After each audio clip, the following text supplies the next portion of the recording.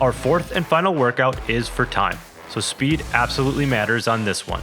Drawing on the classic triplet format, teams will face off with 6 rounds of 12 burpees over the rower, a 12-calorie row, and 12 single-arm alternating dumbbell snatch.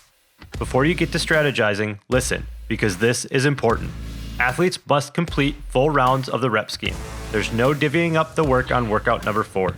Each teammate will complete 2 full rounds of the triplet, tagging the next teammate in as they wrap up their 36 reps. Be sure to read up on the movement and rep scheme variations online at thegranitegames.com. In the bottom position of the burpee, the athlete's chest and thighs must be simultaneously touching the ground. Intermediate athletes must jump over the railing of the erg from both feet. One-footed jumping or stepping over is not permitted. Scaled athletes may step over the rower. Both of the athlete's feet must pass over the top of the erg railing. Burpees may be performed laterally in position to the rower, so long as the above standards are met. The repetition is complete every time the athlete lands on the opposite side of the erg from where the burpee was performed.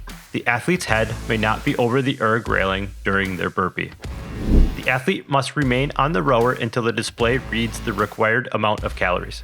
Coasting over the required work is allowed.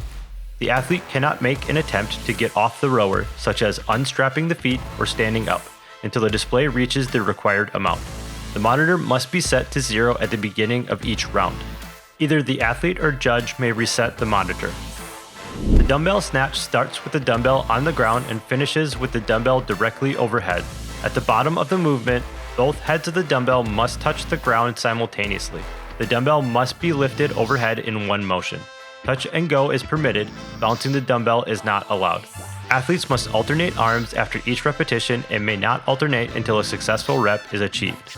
The non-lifting hand and arm may not be in contact with the body during the repetition. At the top, the arms, hips, and knees must be fully locked out with the dumbbell clearly over the middle of the athlete's body when viewed from profile. Once the athlete has reached lockout, the repetition will count. The athlete may choose to do any style of snatch, including split style. However, both feet must return and be in line under the athlete's body while the dumbbell is locked out overhead for the repetition to count.